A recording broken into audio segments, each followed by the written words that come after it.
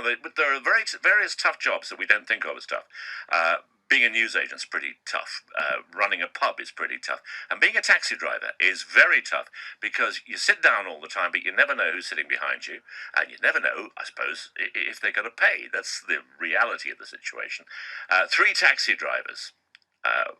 Two with me at the moment. Fat cabbies to fit cabbies. The aim of a Plymouth taxi firm where staff have decided if they want to stay alive for longer, then they've got to do something now. Jules is a cab driver. Jules, let me ask you, you've had 2 heart attacks, haven't you? I have, yeah, 7 years ago. Didn't that really concentrate and focus your mind? Yeah, kind of, sort of. When you realise that your family are dying around you, and I'm working long hours, I'm not eating the right food. And you're sedentary. Yeah, you sat down all the time, and it's literally just in and out of the car. It's a bad lifestyle. So it's a bad lifestyle. Do you think that, and tension, of course, and stress, inevitably. Yeah, definitely. Do you think that was one of the reasons you had your heart attacks? Yeah, mine was atrial defibrillation through stress. They said to me I was taking too much on board, doing too many long hours. I had lots of grief going on around me. Lost my brother, sister, and mother all in close succession. And like I say, the stress of the job as well, all too much. I mean, I used to be a martial arts instructor. Before all that happened, and I gave that up through a bad decision, and the lifestyle grabbed me. And now, thanks to one of our colleagues, who's our controller, Liam, he actually lost 9.5 stone in 7 months of training, working with the instructor we've got now, and we saw the inspiration he gave us. And now, as a company, we've got a program going where there are 13 of us trying to keep fit and get fit and eat or change our lifestyle of eating and our work style. It's brilliant. Let's talk about, I see the halo above your head. Let's talk about that in a minute, but I wanted to find out Mike's story. Mike, we haven't talked. What's your story? Why did you get involved? Well, Liam actually gave me a text and said, look, this is what's happening. This is how long it's going to be going on for. Are you in? And for me, it was a no-brainer. On top of that as well, I'm due to become a father for the first time. Congratulations. Thank you very much. In less than 8 weeks. So, it's given me that something to aim for, really. I want to do that for him as well as myself. You know it's a him? Yes. Okay. Let me now talk to the man who actually is helping you. This all came, I believe, Gavin, as an initiative from the Plymouth Herald. Is that right? Yes, it's a joint partnership between the Plymouth Herald, the Live Well team, which is part of the NHS, and the University of St Margaret St John. Then that's when I got on board. Why cabbies? Well, the original programme was a 6-month programme with people from various jobs, and Liam, who obviously works with the Need a Cab, he had achieved incredible results. Completely. Is this the bloke who went from very fat to normal? Yeah, he's lost 9.42 stone in 7.5 months. His visceral fat, which is an internal fat. That's a whole person, isn't it? Oh, yeah, for sure. He went from 29 internal fat to normal. His muscle mass went to high. His fat went to normal. He went from being pre-diabetic to no risk at all. So a complete transformation, and that's what's inspired this new project with the Need a Cab company. Okay, so let me then talk to you before I go back to Jules and maybe to Mike if it feels like it. You are doing a specific program with people who are involved in a specific job, or are you doing a general program with people in a specific job? So, I mean, I work in with various people in group settings, in individual settings. Right. This project is myself and the Live Well team. So I'm from the NHS. Yeah. So together we do seminars every week with the group. So seminars, like health seminars, like healthy eating and mindset, and then we do healthy mindset. Yeah. How'd you come with that? Isn't that hippie stuff? No, not at all. I mean, we had one of the instructors telling us about portion control, and she got a little tub out and she said, "This is 30 grams of rice. This is what one portion is. The average takeaway is 7 portions." And I looked at the 1 portion of rice and I said to her, "Excuse me, I spill more than that opening the packet, And she said, "Well, you've got to sort your portions out. That's why most people put on weight, because, I'll just have another spoonful of rice, or I've just another couple of prawn crackers, and it's all saturated fats. It's no good for you whatsoever." Yeah. I've got to ask you, Mike, here you are, expectant father, and all this stuff, and a little bit of time, but I believe it's going. So therefore we make room for that. When you got involved, did you realise it was also going to involve lectures? Eventually. Yeah. Eventually. Are you happy with that? Yeah. Yeah. Well, you know, learning as I go along, really. Learning as I go along. You know, on the Tuesdays, it's all very much exercise, and then on the Fridays, there's a seminar afterwards by which you know we're learning more about healthy eating, ways and means that really on how we can improve our lifestyle. Okay, Gavin, signing up for this, these guys are all both over 30. So, and both of them have had a lot of life experiences. I can imagine a situation where if you don't make it interesting, they think, oh, to heck with this, I'll go to the pub. Absolutely, the sessions are. As I said, most of the stuff we do is within the exercise sessions. Yeah. So we do the seminars as well. Do you do that in the gym? Yeah. So the sessions so far are primarily at Morgan's gym. Yeah. And we use it's key. The variety is key. So I don't. So they don't get bored. Absolutely. Yeah. And we use the team dynamics and the kind of the social element and the banter that they have as a group really works well as well. Both these guys carry a bit of weight. Not much, but a little bit of weight. They won't have the breath for banter, will they? Oh, they find a way. They find a way. Jules is checking. No. I've had to step outside a couple of times. Some of the sessions, the banter eases off as it gets a bit harder. Yeah. But What's your object, Gavin? my objective is is to get their visceral fat down. Visceral fat is internal fat, and all of the guys really have dangerous levels of internal fat. So Because of their lifestyle, it's Yeah. not, you know. And can I just jump in there? Yeah, please. Gavin has said in front of the whole group that if we half our visceral fat by the end of the programme, he's coming to Benidorm with us. Really? yes, So there's drive and determination for you. So how long does the programme last? it's gonna be 6 months. Plymouth Herald are reporting every Saturday at the moment. Right. So they report the first 8 weeks, and then we'll do monthly updates. The Live Well team are doing the seminars with me for the first 8 weeks, and then from the 8 weeks to 6 months, it's just going to be me catching up with the guys, doing the exercise and continuing it on. We've also got BBC Spotlight, who are going to be recording. Excellent organisation, but they'll blow every fuse in the place. That's the only thing I'll warn you about. Is this sort of thing going to be applicable to people like me who are not in the cab trade? Oh, absolutely. I mean, if this program works for needy cab, it would work for anybody. And I work with people in all professions, anyways. Leave your card. Gentlemen, thank you. Good luck. When's the baby due? You don't know. When she goes into labour. When's that scheduled to be? It's scheduled for 15th of July. Probably, 15th of July. Okay, well, good luck with that. Jules, thank you so much for coming in. Thank you. And good luck with the life, because I get the feeling you've been through a bit. Gavin, I'll be in touch. As you know, there are several people at Spotlight. I'm not looking at Andy Breer, who could be a little fitter. So we'll keep you in touch with them and with me as well. And thanks so much for coming in. Angela Calway, sorry, very late with the news, but it's interesting stuff. 19 minutes past 7, here's Angela.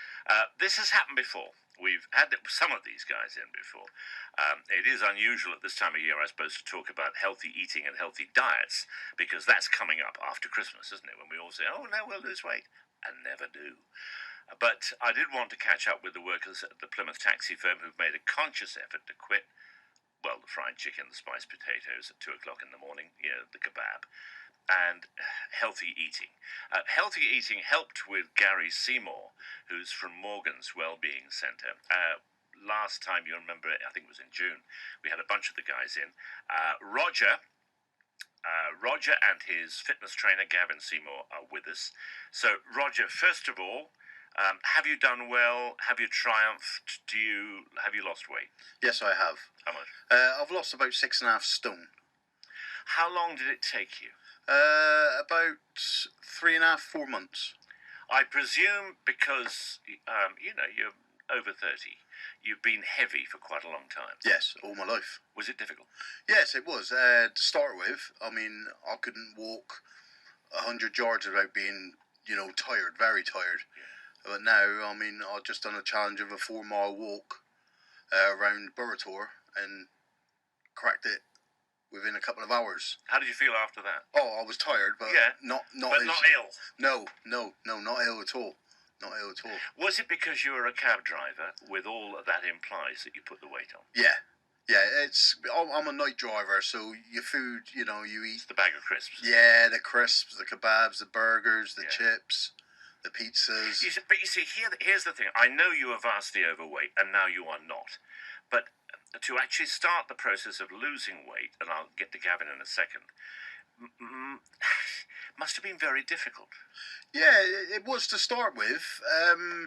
It's the change of life. You're changing what you're eating, what you're drinking. Yeah. You go from like a kebab to salad. Chicken, tuna, anything like that. And the old taste buds are crying out for chili sauce. Oh yeah, definitely, yeah. Oh yeah, you get that. Did you get the headaches and all that? I did to start with, but now I've gone through all that. I've as I've been losing weight, I have been finding that I've been getting a few difficulties health wise. Well, constipation, things like that. No, I found out that I got asthma.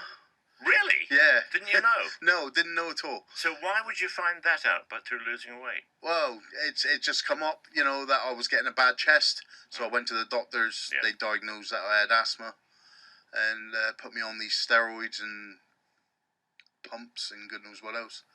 Is that going to be permanent now? No, they just say use the pump as and when. So you said you felt better. I'm still interested in this because you were considerably overweight. I think it's fair to say. Yeah. When you said to your family, "I'm going to do this," did they all go yada yada? Heard it before. Yeah, they did. Yeah. It was a hard decision. I went into hospital with a serious illness. I had pneumonia and that, and the doctors told me that I've got to change. I had to change. They weighed me in hospital, and I couldn't believe I was 31.5 stone. I just didn't believe it, and because you adapt, don't you? Yeah, you do. Yeah. Oh, yeah. You change. Yeah. But I had to. I had no choice. Now, it's fair to say that Gavin helped you out on this. Gavin's been brilliant. Yeah. Yeah. Well, you say that. Why? How? We'll talk about you before we talk to you. Yeah. He's a fitness instructor, and he keeps me on my toes. How? Well, training. I train every day now, 5 days a week. One day I'll do hypnotherapy with him, and the other 4 days I'll do in the gym an hour at a time with intense training. Hypnotherapy, Gavin. That's interesting. Yeah. I've never heard of that before. Is it now accepted that you can use it? No, my background is obviously in fitness training. So I'm a level 4 specialist in obesity. I took the decision to go down the mental health route as well, because I felt that if you're working with especially obese clients, there's a lot of anxiety and depression that's attached to that. So I did the Clifton Practice hypnotherapy training. What's that? It's a hypnotherapy course in solution-focused hypnotherapy, and for me it's been a revelation. Really? Yeah. In terms of Roger, how did you use it? How did you point Roger in the right direction using hypnotherapy? Well, to be honest, the hypnotherapy is something that we've introduced sort of further into the program. To start off with, it was obviously all the taxi guys. We did the group session, the group seminars with Live Well, and they learnt a lot of information in the seminars, nutritional, mental health. They learnt how to exercise, and I do weekly group sessions with all the guys. Further on, as the program was developing, and you had issues with other anxieties and other life stresses coming into it, I felt it would be something that we should introduce in, and it's been very effective since. It's interesting because part of being overweight is humiliation, isn't it? The fear of looking like an idiot, especially when you're dealing with people who are slimmer than you are. Is that one of the things you looked at when you were taking these guys through the course? Well, in terms of the group sessions, the places I use are Morgan's and Crown and Fort, and both places are fairly quiet in daytimes. We've always had so it's not in a busy gym environment. It's in a kind of a slightly exclusive environment that we train them in. So it's not macho. No, that's not the sort of method that we use anyway. So it's very welcoming. Good banter between the guys. Yeah, it's an enjoyable place to train and enjoyable place for them to improve. Apart from the fact of getting fitter, what's the most difficult thing for the guys over the last 6 months, 3 months? What's been the thing that they've found toughest to come to terms with? I think it's just the stress in life. So you have, there's lots of guys that have had different issues, whether that's different illnesses, whether that's relationship issues, whether that's... relationship issues as a result of weight? Sometimes, because you find that sometimes if somebody is bigger and they lose weight, the partner maybe it changes their relationship. So there's an influence there. I'm not talking about yours, Roger, specifically, but you nodded when Gavin said that. Yeah. Yeah, no, it didn't happen to me, but it has happened to one of the two of the guys in the session, like, you know. What, that their girlfriends found it difficult to deal with the new man? Yeah. Isn't that interesting? Yeah, it is, yeah. Yeah. Now, you're going to be on telly tonight. Yes, I am, yeah. Forget banter. Everyone who gets in your cab tomorrow is going to have seen you. Yeah, well, I'm getting Everyone's that got already. a joke, haven't they? Yeah, they have, yeah. Yeah, well, they call me Mr. Motivator at work, so that's my nickname. So every time someone gets in, especially the young girls and all that lot, you know, Mr. Motivator. How they know him, I don't know, but yeah, it's strange, yeah. I was called Salad Dodger to start with. In a sentence, do you feel better? I'll feel a lot better. I'll feel, 110% more than what I did before. Will you carry on with this? Yeah, I'm going to continue. I want to get down to about 15 stone. Yeah. I've got another 10 stone to go, so... Gavin, you've been a health coach now for quite a while. What have you learned from this course and dealing with these cab drivers? I think you learn it's been a challenge because of the different working shifts they have. Working with someone who has a night shift and day shifts, different family commitments they'll have. It's definitely been a challenge for me. Why? I think because working with a different profile of people, work with their night shifts. Nice guys? Oh, absolutely, yeah, fantastic. Real good banter in the group. Yeah. But it definitely keeps me on my toes with the different sessions that we have, for sure. And the language. Yeah, of course. The language of cab drivers. You should write a book on that. Yeah. I look forward to seeing the programme tonight, 7:30 on BBC One.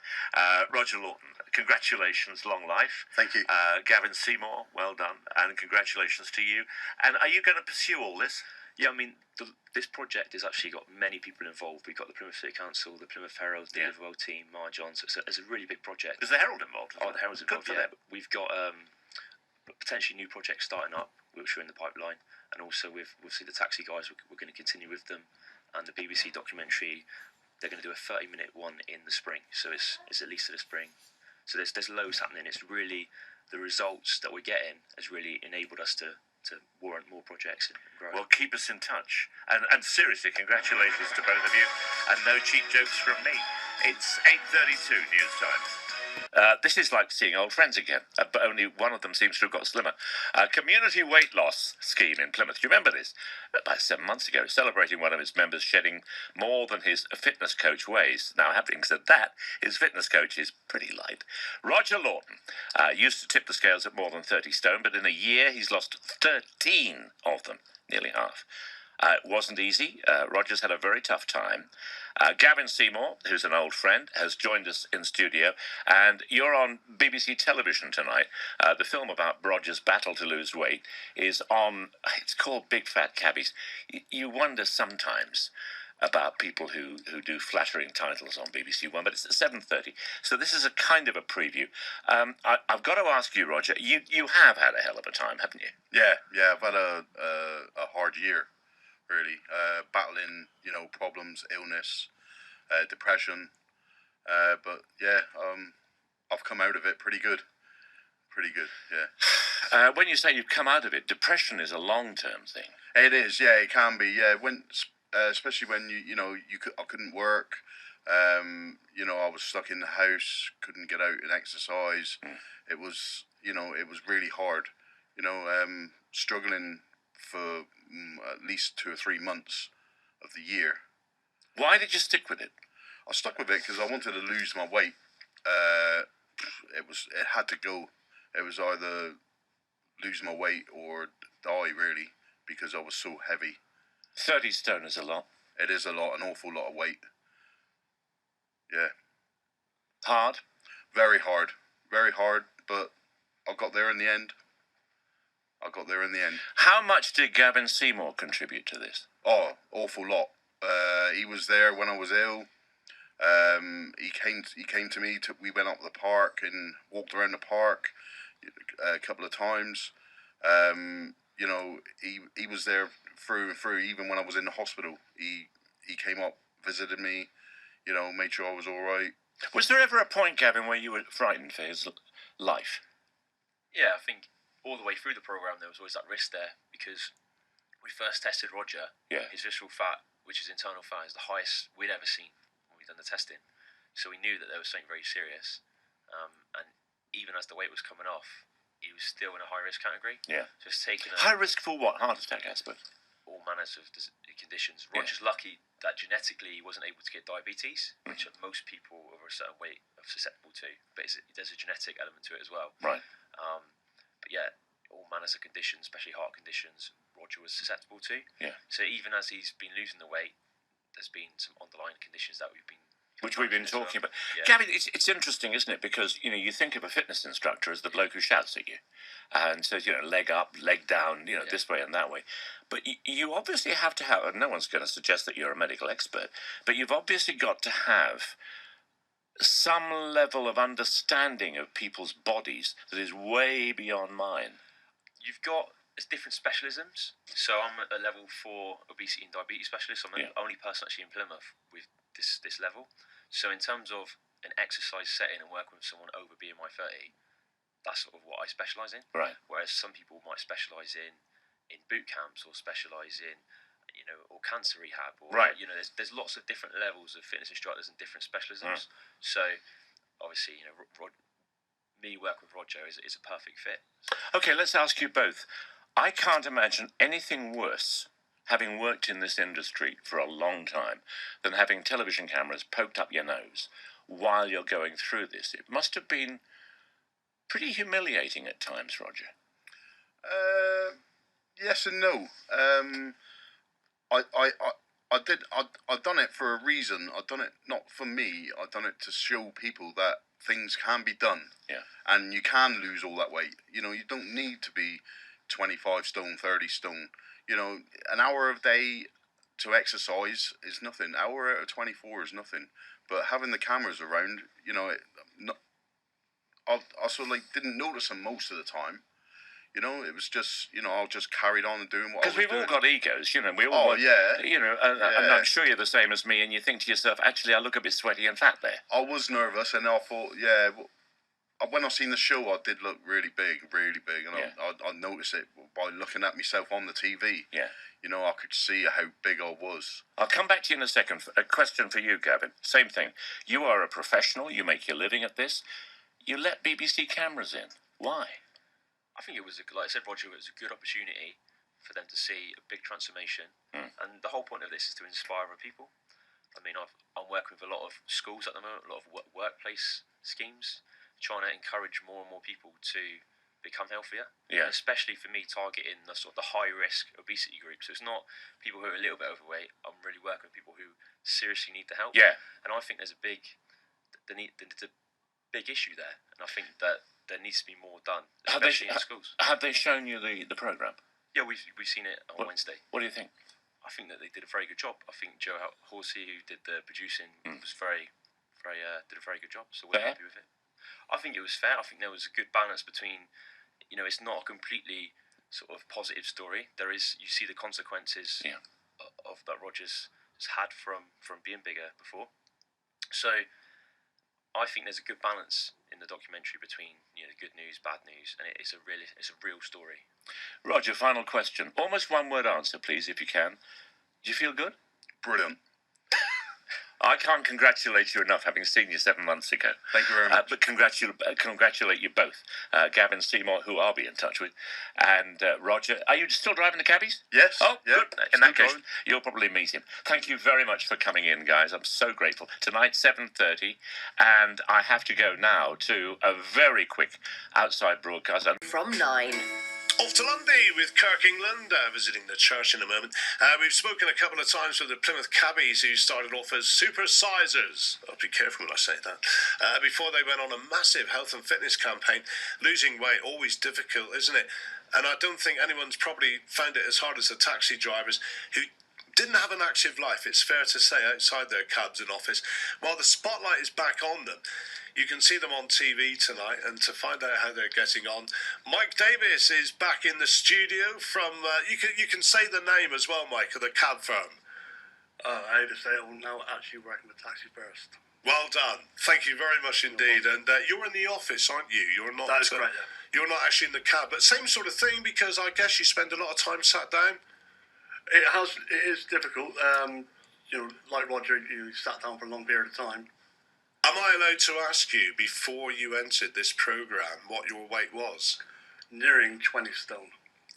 Nearly 20 stone. How tall are you? 5 to 10. 5'10". And what is your weight at the moment? Weight at the moment is just under 17 stone. Oh my goodness. So you've lost 3 stone. Yeah. How are you feeling compared to when you started? A lot better. The health benefits have been a lot better as well. Yeah. I'm not smoking I haven't been smoking now for about a good 2 years. So, I'm able to be a lot more fit and active around the sun. So, life is just on the up. And your specialist coach is sat next to you. Yeah, I owe everything to him. That's Gavin Seymour. Hi, Gavin. Hi. Is this one of the biggest challenges you've had to undertake? Yeah, definitely. I mean, when you work with people who have such unusual shifts, you have to be really adaptive to the session times and like nutrition and exercise. So, yeah, and also the challenges when you work with people who are, Roger, for example, was 31 stone. When you work with people who are that size, the exercises have to be adaptive to them due to the injury risk. Am I right in thinking, Gavin, that when a lot of people come to you, they would be pretty fit, because it takes a lot of guts, it takes a lot of determination for somebody who is, and I'm going to be as kind as I can with Mike sat next to you, but someone who realises they need to lose some weight, to come to you and say, can you help me here? Well, to be fair, I work with, all fitness levels, all ages. I've got 93-year-old clients, I've got people over 25 stone, I've got athletes, so it's a real spectrum. I think the main thing is just taking small steps, especially with people who haven't done any exercise before, keeping it really simple, nice small steps, and then build up. What was the toughest thing for you, Mike? The toughest thing for me was just keep going. The only time for me to look back really is just to see how far I've come. And is that the driving force now as you look from this point onwards? It is the driving force. I'm very, very proud of the achievements that we set as a trio, and hopefully come the end of tonight everybody will be able to see the progress that we all made. Yeah, and what would you say to anyone listening this morning, Gavin, who maybe won't publicly admit it, as bravely as Mike has, but will think, yeah, maybe I need to do something here? I would say try and seek some support, seek some help. I think there's people out, especially if you're working in a group. If you do it as a group, you're far more likely to succeed, or if you're doing it alongside your partner. So that's the first thing. If you've got that support, especially people around you that are close, that's really going to drive you on. And I'd say just take small steps. So a lot of people when they exercise, everybody wants to run a marathon in 6 weeks or something. You got to take small steps. Think about the long term. Try and get the results you want in 6 months to a year rather than in 10 weeks. I've got to ask Mike finally, Gavin, we can all hear, friendly guy, very amenable and all that, but when he needs to give you that nudge, when he needs to be tough, does it in the right way? Does it in the right way. He does it in a way where he does get that extra 10% out of me as and when it's needed. That's the secret, Gavin, isn't it? Absolutely. Brilliant. Great to see you this morning, guys. Keep going, Mike. Thank you. Keep going. It's good to see you again this morning.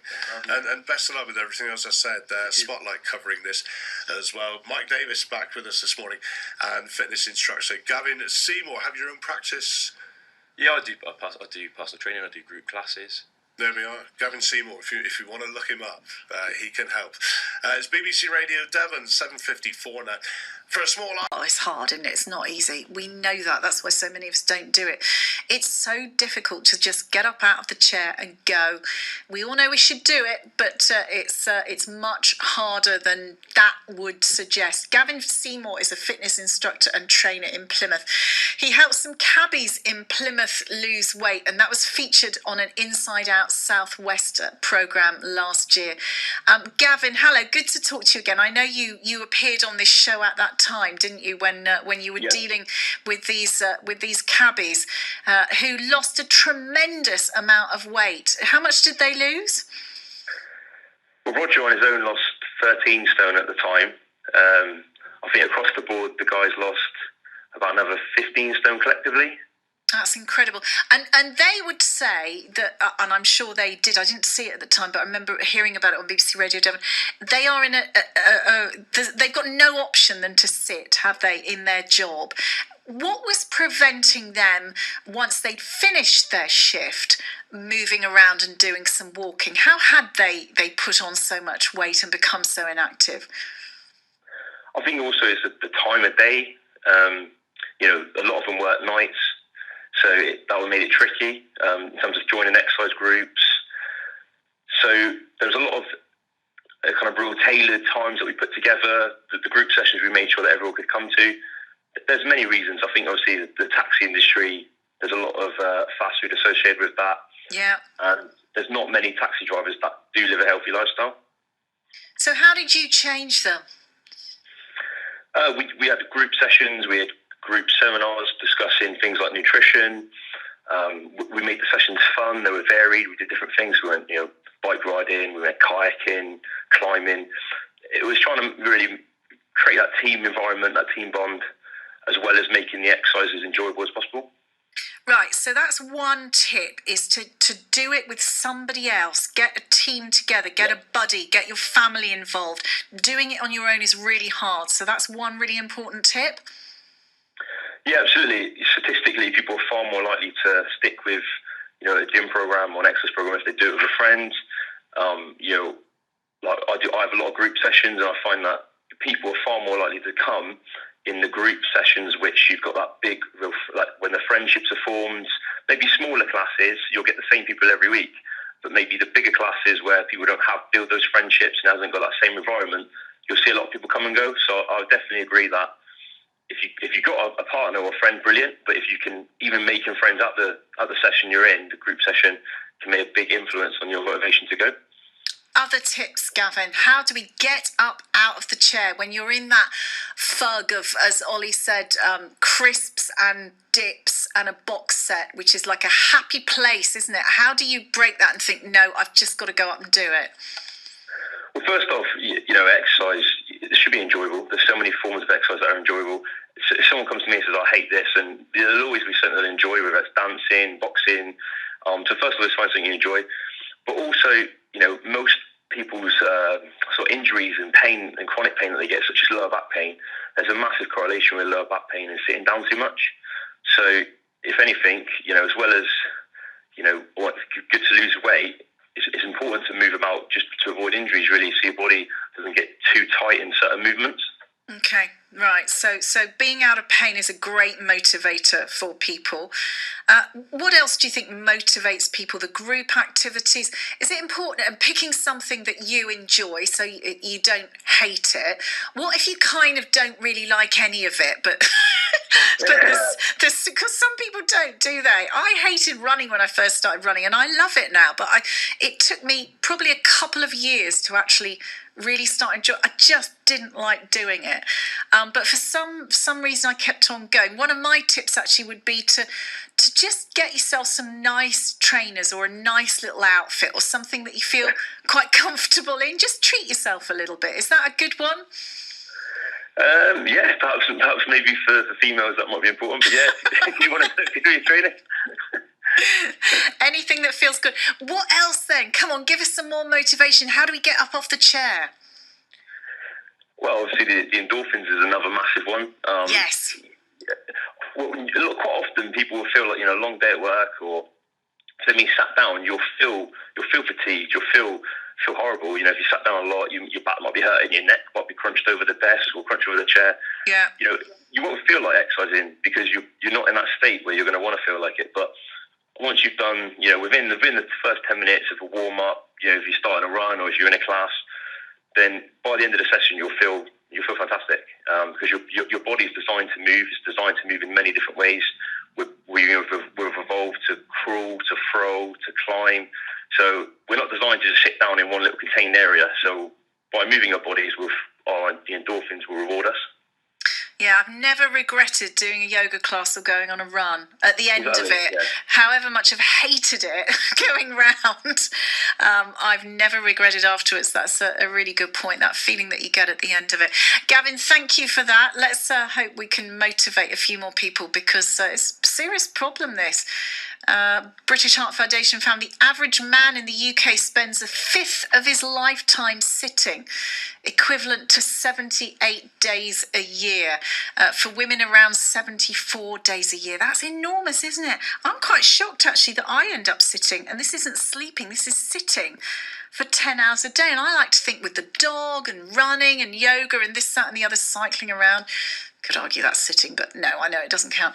I'm actually pretty sedentary in terms of sitting down all day, so that's a bit of a shocker. 0345 301 1034, and that's a good motivation for me to definitely go out on my run tonight.